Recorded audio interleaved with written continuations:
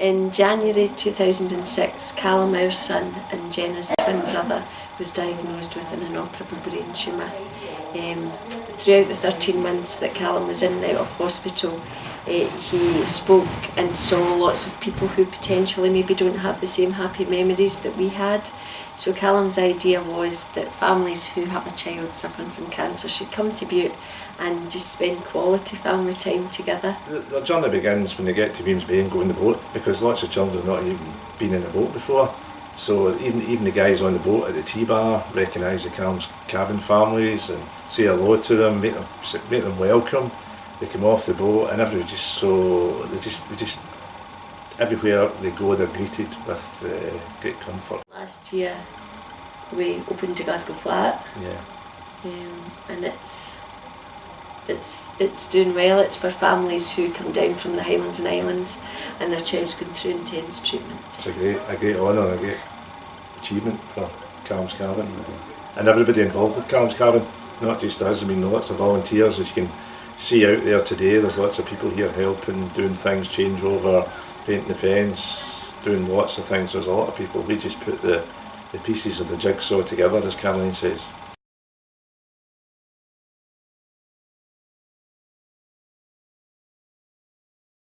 So Blood Bike Scotland has been established since about 2012.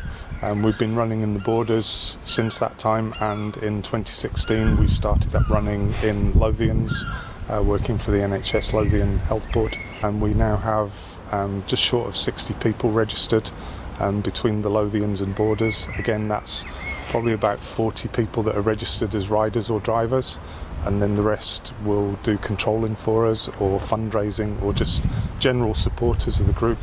Really, it's just been a massive team effort right across the piece for the last 12 months.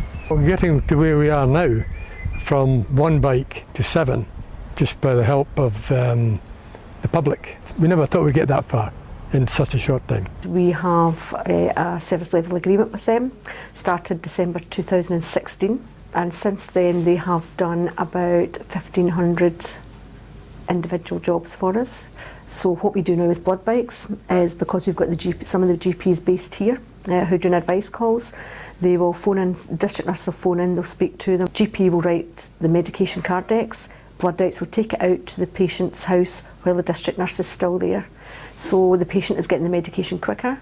The district nurses are not having to do a second visit.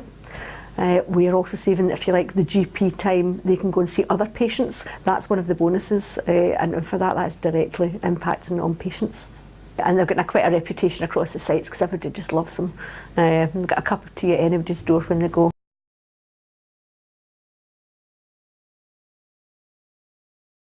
Team Jack was founded by my son, Jack, when he was 15, when he was sadly diagnosed with a rare and aggressive form of cancer. And as Jack went through his treatment, he realised that actually, whilst the medical care was outstanding, there was very little emotional or social support available for children and siblings and families within the hospital and out with.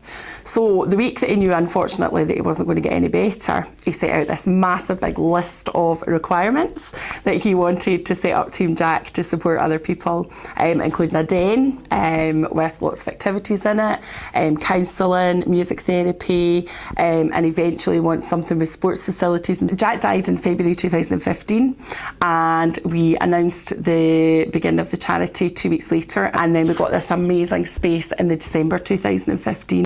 I would say the last 12 months has probably been the biggest expansion that we've had to date. We now have got an Aberdeen coordinator, a Glenrothes Fife coordinator, and we've continued to establish really strong links with Edinburgh and Glasgow Children's Hospitals. We've got our music therapist going into Glasgow for half a day every week, which is fabulous. We're at the point now that we've got 6 adults coming for counselling, 6 children coming for child counselling, and we've got 12 children that are under the music therapy here. It's a massive, massive honour to be a finalist.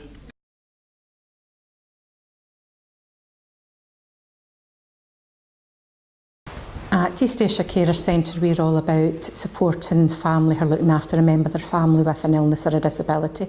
We've been in the go for 20 years and we've run various innovative projects over the years, all looking at providing the best support we can give to adults to ensure they can have a life alongside their caring role.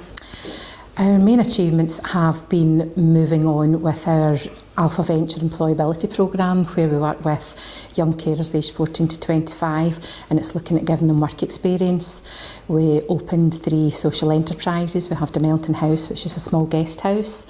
We have the We Train Cafe, which is a training cafe on the railway station in New Cumnock, and we have a small gift and sweetie shop in Kilmarnock, and that's all about giving young people a training experience in retail and hospitality. So when I first arrived at the Carers Centre, it was after another job that I'd been in that I'd left, and I was about to go into Universal Credit when I started talking to one of my colleagues about their website and the work I was doing with websites, and he decided that it'd be a good idea to start me as a trainee to redesign their website, and I've done that now, and I've just been kept on now as a peer mentor.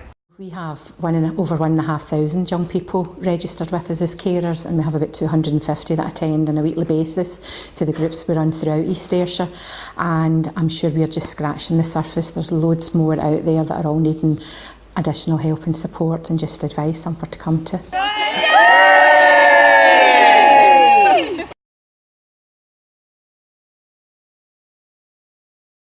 Three Drum Chapel is a family support charity that supports families in Drumchapel and Knightswood and Yoker.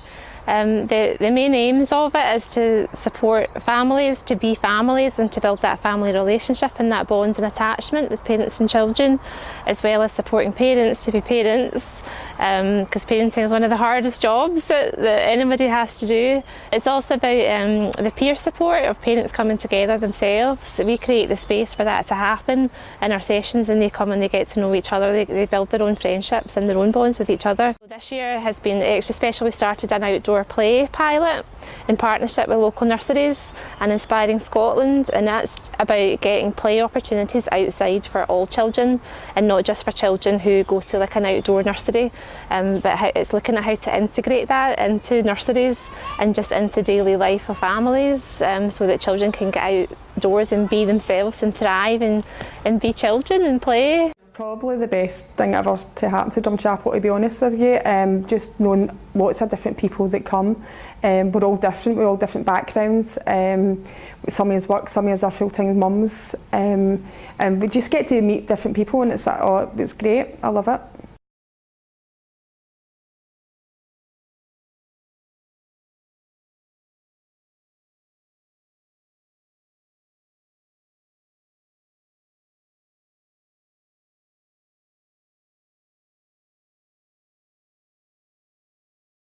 Scottish Women's Aid is an umbrella organisation that is the sort of national policy advocacy organisation that covers all of Scotland. It's been an exhausting but amazing year. You know, we had a great project called 1,000 Words with Zero Tolerance that looked at trying to help media people use images that actually represent the fact that domestic abuse, as we've just now defined in our new bill, includes psychological and emotional violence and coercive control, and a whole new paradigm around domestic abuse.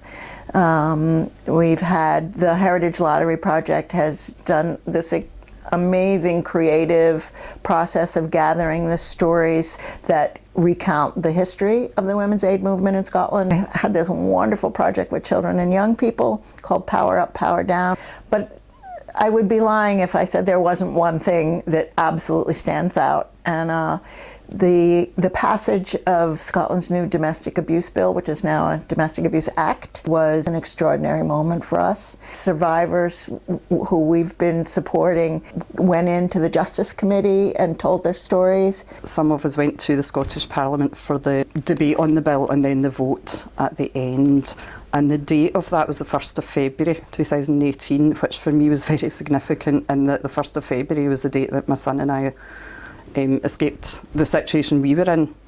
So that was quite something. And the whole debate finished up with Michael Matheson, Justice Minister, reading out our statements in the Scottish Parliament. And we were being applauded by everyone in the Parliament. And I'll never, never forget that.